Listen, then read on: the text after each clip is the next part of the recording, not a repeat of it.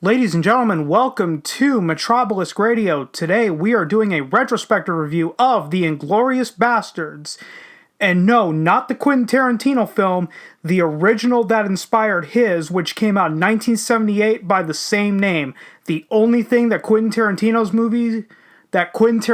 version shares with the original is the year and the setting, which is 1944 France. So as always, we are going to go into an overview. We're going to discuss the creative team, that is, the writers and director of the movie, and I will transition into some basic facts before we really dive deep into this retrospective review. Then we will be doing an actor-character analysis before going into the movie breakdown, and I will be answering the question that does it hold up by modern standards, and ending this retrospective review with my personal review score, which is on a 1 to 10 point scale. I feel this is an important disclaimer before we go into the creative team. All of the writers and directors were Italian, so I apologize if I mispronounce their names, as I am not Italian myself. So with that out of the way, let's get right into it.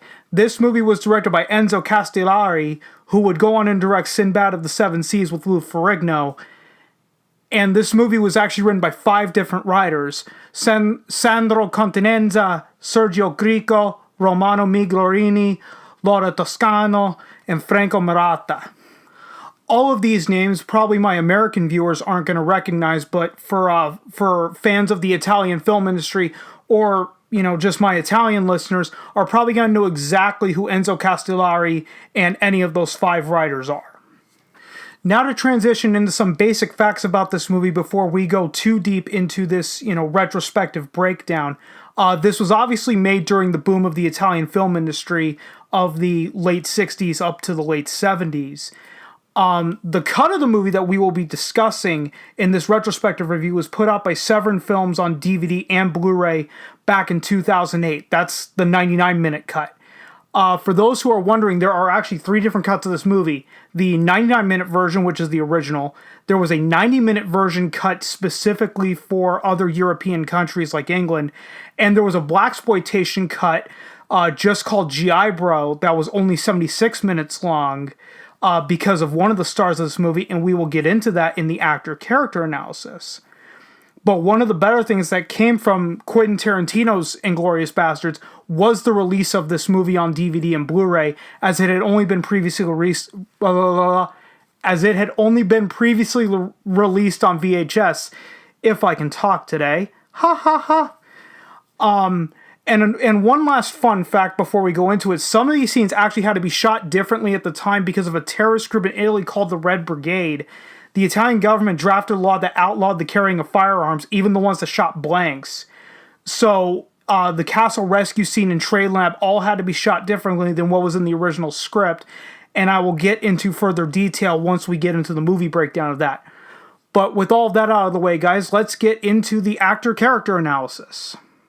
Starting off the actor-character analysis, we have Bo Svensson as Lieutenant Robert Yeager, who pretty much just assumes the leader role after the German attack.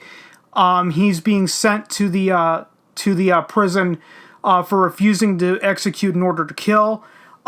Then we have Fred Williamson, yes, for all you blaxploitation fans, the Fred Williamson, as Private Fred Canfield, only nicknamed as Assassin. I really didn't pick up on what he did to go to the prison. Then we have Peter Houghton as Tony, who was the mutineer, obviously tried to lead a mutiny. Then Michael Pergolani as Nick, who was the thief. Jackie Basehart as Burl, who was the deserter.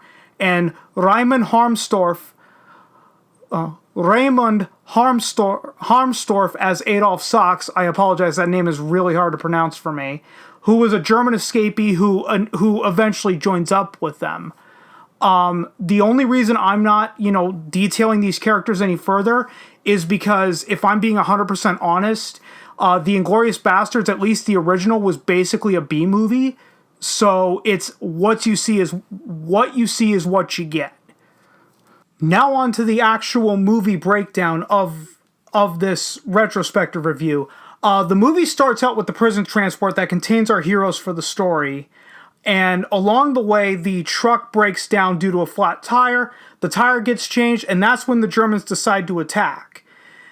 And the prisoners decide to try to use that as a front to try to escape. So not only did you have the prison guards fighting the Germans, you also had them, shooting and killing all the escaping prisoners. Now, the Germans did inevitably flee, and our heroes of the story, which is obviously Lieutenant Robert Yeager, Private Fred Canfield, Tony, Nick, and Burl, are pretty much the only survivors and decide to flee. And what they're ultimately trying to do is they're trying to get to Switzerland. So along the way, they come across this barn where they find Adolf hiding up on the second floor, and he agrees to help them get to the Swiss border through the forest because he was a German POW during the war. They later run into a German patrol that wants to kill them, and it leads to a shootout. All the Germans are dead. And then what happens next is probably the funniest scene in the whole movie. When there's some downtime, the heroes come across some naked women. They think all of the men are German and all start, skinny dipping in the river until Fred Williamson just walks up, and that's how they find out they're American.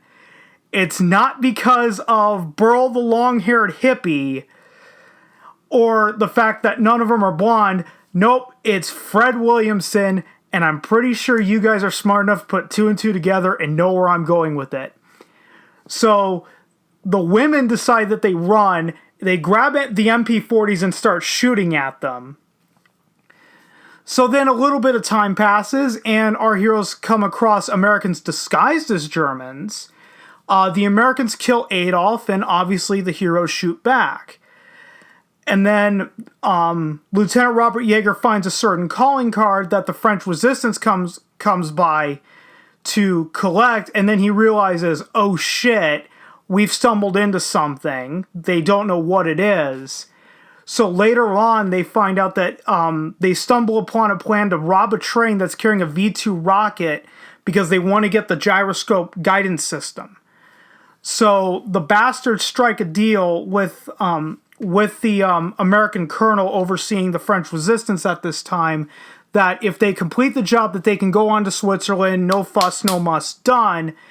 So then it leads into the preparations where you get up to the castle scene, just like how I brought up in the Under the Basic Facts. Well, for the castle scene, in the original script, it was originally going to be a shootout, but because of that law, they had to rely more on crossbows and knives to get all the guys out.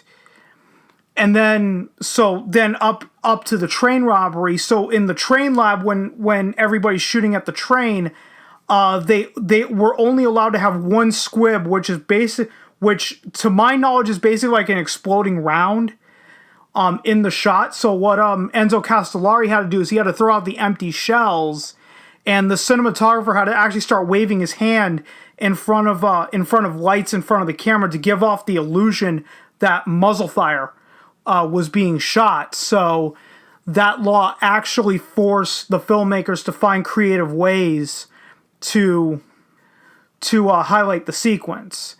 So after all is said and done, spoiler alert, Tony is the only one to make it out alive. So to basically sum up this entire movie, this is basically just a B-movie version of The Dirty Dozen. Hell, one of the taglines for this movie even was, whatever The Dirty Dozen did, they did it dirtier. So the burning question from this movie from 1978 is, does it hold up to modern standards? And my answer to that is, well, it depends. Just ask yourself these questions. Do you like B-movies? If so, then yes, it does hold up quite well. Do you like the movies from the 1960s and 70s era? If so, then yes, it does. Are you looking for an absolutely ridiculous movie where you can just shut your brain off and watch it? If so, then yes, it does work today. Are you looking for The Dirty Dozen? If so, no. I wouldn't recommend it if you were just looking for another Dirty Dozen.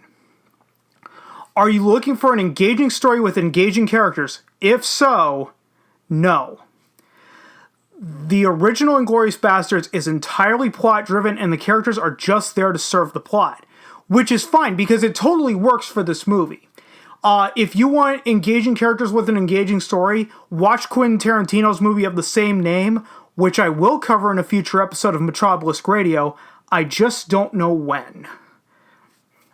And now to end this retrospective review with my own personal review score, I personally give this movie a 7.5 out of 10. It's an enjoyable movie, and it really doesn't try to be any more than what it is. In my opinion, it's very self-aware. It does have very good pacing. It's all about just boom, boom, boom, get, from one point to the next. All the action scenes are handled very well, all the way from the castle rescue to the final train robbery. I do give it a high score because the movie is very entertaining to me, and I can rewatch this. I also understand that this movie is not for everyone. Some of you are going to love it, some of you are going to hate it, and most people are just going to go, it wasn't terrible. But I'm curious to know what you guys think if you've seen the movie. Did you like the movie? Did you hate the movie? Please let me know your thoughts and opinions down in the comments below. Hey guys, if you liked what you just listened to, then please like and share this across all social media platforms, and subscribe to the channel while you're at it, whether that's on YouTube, BitChute, Dailymotion, etc. Make sure to follow MetrObelisk Radio at the social media links in the description, that way you can stay up to date when the newest episodes go up. If you have any topic suggestion for MetrObelisk Radio to cover, then please leave them in the comments. If I use your suggestion for a future episode, I will give you a shout out during that particular episode. With all of that said, have a great day, and I will see you guys next week.